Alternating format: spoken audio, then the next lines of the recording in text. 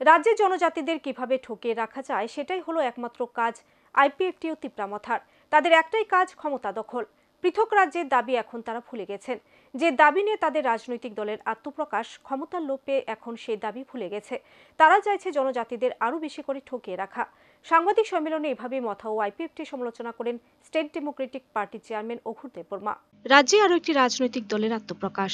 IPFT ও তিপ্রামথার অনুকরণে পৃথক রাজ্যের দাবিতে তৈরি হওয়া নতুন রাজনৈতিক দলের নাম স্টেট ডেমোক্রেটিক পার্টি।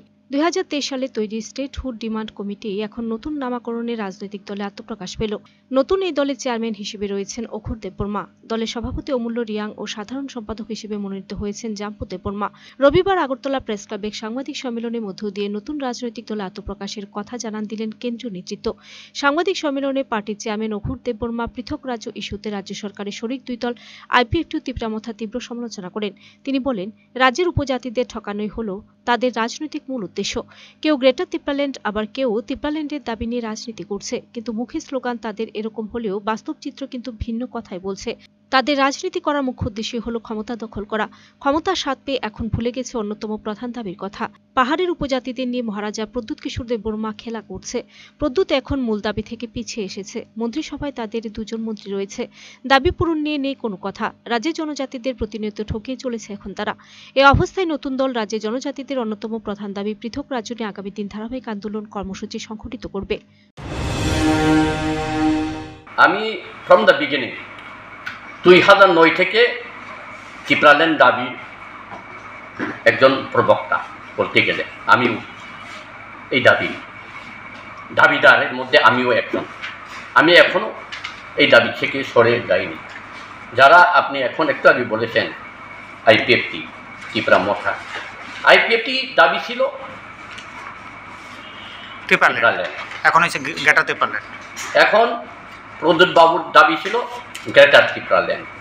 আইপিএফটিও 2017 রাস্তা অবরোধ করেছিল, কিন্তু সেখানে খালি ল্যাংটা হয়ে অনেককে মিছিল করেছিল এবং আমরা পেয়ে গেছি বলে শুয়োর থেকে, মরু থেকে, ছাগল থেকে সব কেটে তারা খেলো।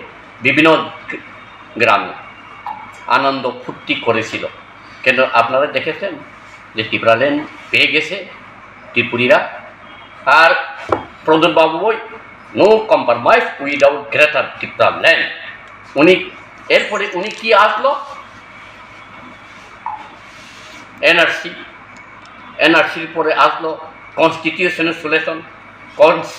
সলিউশন পর আসলো ইন্টারলোকেটার পর আসলো ত্রিপ্রাসা একর পর আসলো বাংলাদেশি ত্রিপুরাদের নির্যাতনের প্রতিবাদ। এরপর আসলো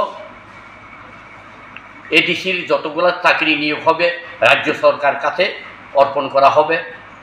এরপর এখন তো আসলো বিভিন্ন ইয়েতে যোগাযোগ করে ওরা গত কিছুদিন আগে এক হেলথে নিয়ে এবং গাড়ি ঘোড়া নিয়ে উনি এই জায়গায় ব্যস্ত। আর গেল 14 তারিখ ব্লক ডেপুটেশন আর্টিকেল মানে 125তম সংশোধন আর ভিলেজ কমিটি মূল দাবি থেকে উনি কি পিছিয়ে গেছে বলতে গেলে? মূল যে দাবিটা ছিল মানে ঠকিয়ে শুধু পাওয়ারে আসার জন্য ঠকানোর কারবার হলো আইপিএফটি। গেল আইপিএফটি এবং এখন আছে, এবং যারা এখন তিপ্রামথা তাদেরও শুধু ঠকানো। Video report search India TNN।